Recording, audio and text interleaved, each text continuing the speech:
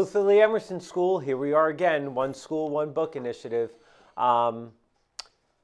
We met today in the cafeteria, all the students and staff and myself, to talk about the book, Because of the Rabbit, which is an awesome book that is our choice for this year. The one thing that we spoke about was why we're doing this, and it's really to help promote reading. And I also hope it promotes family reading time at home. And I know it can't be done all the time each night, but for the next few weeks, the students have their assignment. They know what they have to read each night, and there's going to be a guest reader each night. So it's our hope that you enjoy this time with some of our staff members at home on your computer. So today we talked about that there's a lot of lessons in this book, Because of the Rabbit, when it comes to knowing that we're all different, but we're all the same. And that's a huge lesson I want everyone to take out of it. So let's start reading together, all right? Because of the Rabbit by Cynthia Lord. And just so you know, you can read about her. There is some information about the author. I believe it might be towards the back of the book. So let me start reading, page 1. A rabbit, I heard Dad say into the phone. Is he hurt? Mom sighed at the bowl of mashed potatoes in her hands. She likes it when all 4 of us can eat supper together, but when a Maine game warden, which we spoke about today, gets a call, he has to go. Even if it's supper time and tomorrow is the biggest day of my life. How long's the rabbit been there? Dad asked. Mom made all my favorite foods, meatloaf, mashed potatoes, corn on the cob, and blueberry pie for dessert. But I was too excited to eat very much. My older brother, Owen, leaned toward me. Who's ahead, excited or scared? Remember we spoke about, boys and girls, the race, when they talked about the race of emotions that they used to do? I grinned. When we were little, whenever we had mixed feelings about something, Owen and I'd pretend those feelings were running in a race. We hadn't done it in a long time, though. Excited is way ahead, but scared is coming on strong, I said. Mom passed me the bowl of mashed potatoes. I'm sure most kids feel that way on the night before school starts. I nodded, though we both knew I wasn't most kids. Most kids went to school for the first time in preschool, or kindergarten, or maybe first grade. Not many started in 5th. In fact, I'm pretty sure I'd be the only 5th grader at Lakeview Elementary School who'd never gone off to school before. It wasn't that I hadn't done schoolwork. I'd done plenty. My lessons had been at the kitchen table, though. Science experiments were done in the bathroom or on the porch in case they exploded or leaked. I read books on my bed or on the couch or even floating in a kayak on the lake in front of our house. Sounds like a cool place to live. Being homeschooled, we had many good parts. But the best part was had always been Owen. We made up games and shared secret jokes. We told each other stories and collected rocks together. When Owen did something, he'd ask me if I wanted to do it too. Being 4 years apart didn't matter until last year. Owen told Mom and Dad he wanted to see what public school was like. So we went to high school and was gone all day. He made new friends. Then he added after-school things like theater and playing right field on the baseball team. What he subtracted was me. Mom said it sometimes happens as brothers and sisters get older, but I didn't think it would happen to us. Maybe Excited has marbles in her pocket, Owen said, and she drops them on the track so Scared will slip on them. I imagine Excited pulling a whole handful of marbles out of her pocket and dropping them one by one. Okay, give me your address, I heard Dad say. Don't touch him, I'll be right over. As he puts his phone in his pocket, Mom said, let me fix you a plate to take with you, Gabe. Thanks, but just put it in the fridge, Dad said, pulling on his green warden jacket. I'll warm it up when I get back. This shouldn't take too long. A woman found a wild rabbit stuck between 2 wooden pickets in her fence. Guess he tried to jump through and only made it halfway. I hope I don't have to take the fence apart. The lady is already fuming about being late for something. Can I come, I asked? But Emma, I made all your favorite things, Mom said, and you haven't eaten more than a few bites. Boys and girls, make sure every night you eat your dinner. Even the vegetables. Thank you, Mom. I love it all, but my stomach's too jumpy to eat. I thought about school all summer, but now the big day was tomorrow. Little worries were creeping in. What if the other kids knew things I didn't? What if everyone already had their own friends and didn't want more? Scared jumped right over those marbles. I could pass you tools, I called to Dad, and the lady will probably be nicer there with the kid there. He paused, his hand on the doorknob, and glanced back at Mom. She sighed. All right, we'll save the pie for later. Don't keep her out late, though, Gabe. She has to be up early. I bolted from my seat so fast that our golden retrievers, Molly and Maggie, started barking like there was an emergency. Aren't you coming? I asked Owen. He shook his head. I have to call Jordan. I'm hoping to convince him to try out for soccer with me. Remember, Owen is in school now. He has friends. Soccer? When did he decide that? You can tell me all about it when you get home, Owen said. I hope we can just wiggle the rabbit free, Dad said, as I caught up with him on the front porch. But let's bring something to put him in, just in case he's injured. I've got a big plastic bin in the barn. That should hold him until we get to the rehab center. A bunny in a box, I said? Dad smiled. Rabbit wrangler, that's my job. Animals are my favorite part of Dad's job. If the rehabilitation center is already closed for the night, Dad might even bring an injured or orphaned animal home with him. Once I came downstairs to breakfast and found a fox kit sleeping in a box by the wood stove. Another morning, Mom screamed when she went to put water in the coffee pot, and there was a turtle with a cracked shell in a plastic tub in our kitchen sink. Excuse me. A beaver with a bad foot even slept in a cage in our barn one evening. Owen says we run a wildlife bed and breakfast. Our dogs Molly and Maggie are used to it. They just give the newcomer a quick sniff and then accept it as belonging. Sometimes Dad even lets me come with him to release an animal back into the wild. As soon as he opens the cage door, the box flaps, a look flashes into that animal's eyes that I can't explain. But it knows it's free. Then there's a rush of wings reaching for the sky or paws racing for the woods, and it's gone. The whole thing is over in seconds, but it's the best moment ever. The worst part of Dad's job is when he catches someone breaking a hunting law. They might have to pay a fine or even go to jail. Sometimes that conversation happens way out in the woods with no one else around, and the hunter's holding a gun. Dad would never take me on a call like that, though, only on quick, simple animal rescues, like freeing a stuck rabbit from a picket fence and watching him hop away if he's okay, or helping him out if he isn't. I should have known better, though. Rabbits are tricksters. When I was little, I'd always beg my grandfather to tell me stories about Monsieur Lapin, Mr. Rabbit. It happened once, Pepierre would start, and it was like the whole world slowed down to listen. I know Pepierre is not the correct way to pronounce it, but I'll have to practice my French soon. I'd hang on his every word until Monsieur Lapin had cheated and sneaked his way through every near miss and danger. Little, smart, fast as the wind on a mountaintop, and full of surprises.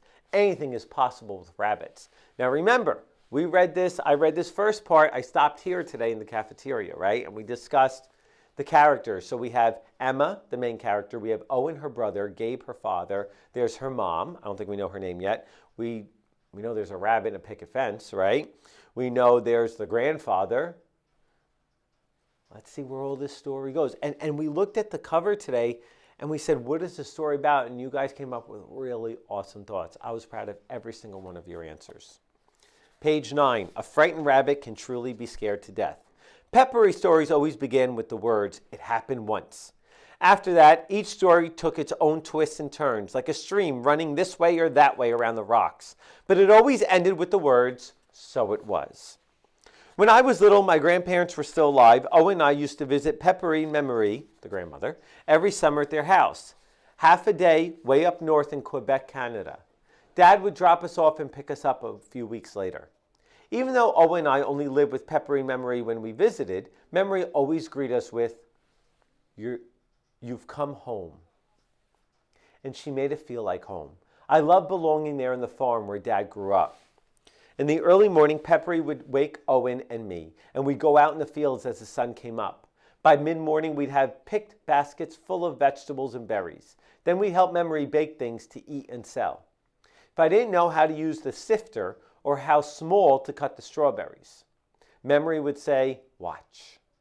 She'd move her hands slowly so I could see every movement her fingers made. At home, they would have felt like work. At home, that would have felt like work. but it never did at Memory and Peppery's.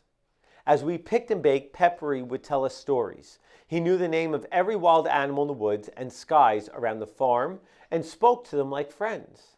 He called the animals and birds by their names in French, like Monsieur Castor, the beaver, Madame Torteau, the turtle, Monseigneur Reynard, the fox, Monseigneur Corbeau, the crow, Madame Sitel, the nuthatch, and Monseigneur Hibou, the owl.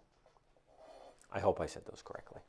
My favorite stories were about Monseigneur Lapin, a cottontail rabbit who was always getting into trouble. Sometimes he'd trick his way out. Other times he learned a lesson. Those lessons never stuck too well. Though. In the next story, he'd be back in trouble. None of the other animals held it against him. It was just who he was. If a rabbit popped up in the vegetable rows, Peppery would say, "Bonjour, Monseigneur Lapin." I asked Peppery once why he called every rabbit Monseigneur Lapin, when really there could only be one. Every rabbit has some of Monseigneur Lapin's magic, he said.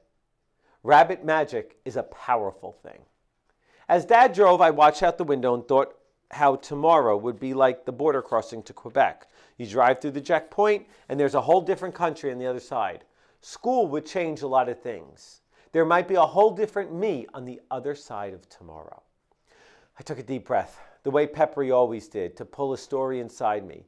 It happened once, I said to Dad, beside me in the truck. Monseigneur Lapin was running away from the sneaky fox, Monseigneur Reynard. He jumped through a picket fence and got stuck. Dad smiled. He grew up with Peppery's stories too. Monseigneur Lapin wouldn't need a game warden to free him, would he? He tricked Monseigneur Castor into chewing the fence down with his sharp teeth. Or he'd tell Madame Sitel there were tasty bugs in the wooden pickets, I said. She and her nuthatch family would come and peck the fence apart, looking for them. Dad passed a Massachusetts car driving slowly in front of us. Local people call the road we live on Moose Alley. It's a major road for us, connecting a small town with an even smaller one, right on the edge of the big woods stretching up to Canada. On the roadside are brushy areas and marshes where moose like to graze. As it gets close to dark or very early in the morning, we get extra cars with out-of-state license plates. That's the time the guidebooks tell you to go looking if you want to see Monseigneur Original. I've seen moose at all times of day, though. Moose don't read the guidebooks. Moose Alley doesn't even need a line painted down the middle because you can drive the whole 30 miles of it from town to town and only meet a handful of cars and a few logging trucks. People from far away call our part of Maine the Sticks. Which is true, I guess. We have no shortage of sticks. Dad turned the truck onto a small dirt road cutting through the woods. It was mostly a camp road, a road you could drive right past and not even see it. But the kind of road where things always seem to happen in Peppery stories. I breathed into the Christmassy scent of pine and spruce through the open window. "Okay, Em," Dad said, turning on the headlights to see better. "Help me look for the house now." The lady said it is number 63. At first, I thought he was kidding. There were hardly any houses, certainly not 63 of them. But there were a few numbers nailed to the trees, and they seemed to jump 10 or more at a time. As we passed each house or camp, I looked for bikes and toys, clues that a kid lived there. There were lots of things I was hoping for tomorrow at school, but making new friends was number one. Maybe I'd even make a best friend. I really wanted to be half of an end like you see in books. Calvin and Hobbes, Frodo and Sam, Charlotte and Wilbur. Maybe we'd solve mysteries together, or dress up as Thing 1 and Thing 2 for Halloween, or be co-presidents of our own club. And we'd never miss each other, because we'd see each other every day at school. I'd even made a list, Emma's best friend checklist. Likes me best, likes the things I like, shares secret jokes, is always on my side, lets me be me, and forgives me when I'm sorry. I think that's a pretty cool checklist that I want you to focus on when we're done reading. Go back with your parents and think about that. Those are really great qualities to having a friend. I just wrote down everything I miss with Owen. It's not that I don't have other friends, kids from church and homeschool group, but when you live in a place where the houses are far apart, it takes some planning to see other kids. Owen had always been there. That's what I miss most, just him being there. And the worst part was that he liked school, listening to all his stories. I couldn't help wondering if I was missing out on something big. "This must be it," said Dad. Up ahead was a clearing with a small gray house and a white picket fence out front. No bikes, no toys, just an older woman outside holding a broom. As we got out of the truck, she called to us. I tried to poke the rabbit through, but he wedged in there tight. Poke him through? I disliked her immediately. "Don't touch him, ma'am," Dad shouted back pleasantly. He has to be nice to everyone unless they're breaking the law. I guess there was an actual law about poking a rabbit with a broom. Dad grabbed his toolbox from the back of the truck and gave me the plastic bin and lid. As I got close to the fence, I gasped. The rabbit certainly was stuck. His back feet and little puffed tail dangled on one side, his head and front feet on the other. But what shocked me was how small he was. And he wasn't medium brown like a cottontail rabbit, or rusty tan like a snowshoe hare in summer. Hare is another word for a rabbit. Hare. He was a soft, honey gold color with a brown nose and front paws. He seemed to be frozen in fear except for his little back rising and falling with each breath. "Well, there's a surprise," Dad said. "Do any of your neighbors have a pet rabbit?" The woman shook her head. "Not that I know of." Dad stroked his chin, looking. "Look, I'm glad to free it, but as a game warden, I only deal with wildlife. You'll need to call your local animal control officer to come get this bunny. They handle pets." "How long will that take?" the woman asked. "I'm supposed to be at a meeting." "I can give you this bin to keep him in until animal control gets here," Dad said, "but I can't." "Let it hop back in the woods," the woman said. "That's where rabbits belong." "Not this rabbit," I said. "He's not wild." She shot me an angry look. "Well, he's not my rabbit." I turned to Dad. "You know he doesn't stand a chance in the woods, not with all those foxes, lynx, and owls." Dad looked from the lady to the rabbit to me. "Well, there's no need for him to suffer while I figure it out." He leaned down and ran his fingers along the rabbit's sides. "His ribs are too round to go forward. So let's try easing him back the way he came in. Em, take the bin and get behind him. But not too close to those hind legs. Even a little bunny's got a kick."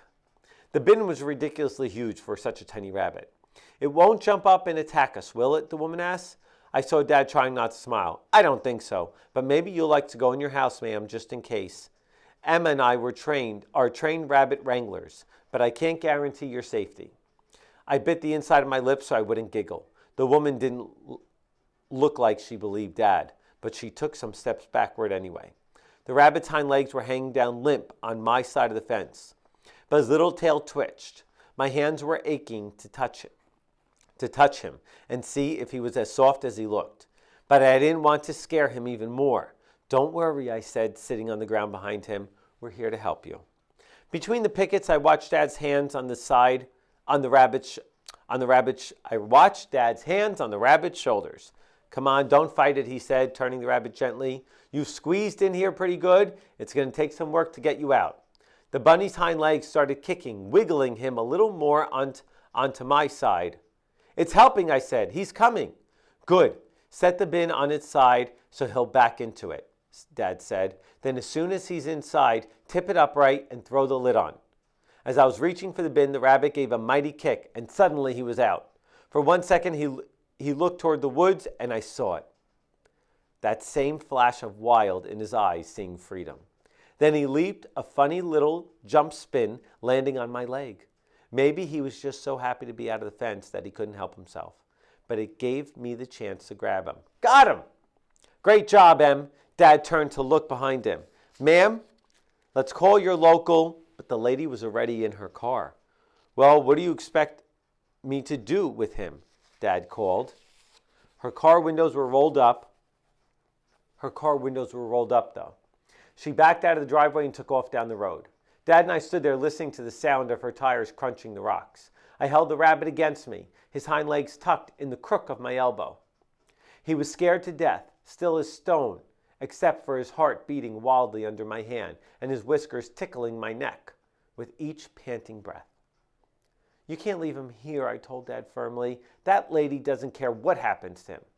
The nearest animal shelter is in Rangeley, but I'm sure they're closed for the night now, Dad sighed. I guess we could bring him home and then I could take him to the shelter in the morning. I tried to act calm when really I felt like dancing. I couldn't wait to show Owen. Can we go after school? We rescued him together and I want to be there. I suppose so, Dad said, but we better drive to the store and see if they sell rabbit food. And carrots. Walking back to the truck, the rabbit hid his face against my neck, his golden fur surrounded by my red hair. When an animal trusts you, it fills you up with a warm feeling. I rested my cheek against his ears. They were softer than I'd ever imagined. Are you sure you don't want to put him in the bin? Dad asked. He might have ticks or fleas. Nope, I'll carry him, and I'll check us both for bugs when we get home. Dad threw the bin in the back of the truck. Some days just don't end the way you think they will, he said. But I guess that's what makes life an adventure. As we drove back down the road through the woods, the rabbit stared at me. There was a soft look in his eyes. It could have been thank you or wonder at the world flying past outside the window. Finding him felt like a sign. Peppery sending me some rabbit magic to say everything was going to be okay tomorrow. Maybe this really is Monsignor Lapine, I joked to Dad, because he's already tricked us into rescuing him and feeding him. Dad laughed. Yes, he has. As he turned the truck back onto Moose Alley, I pulled in a deep breath.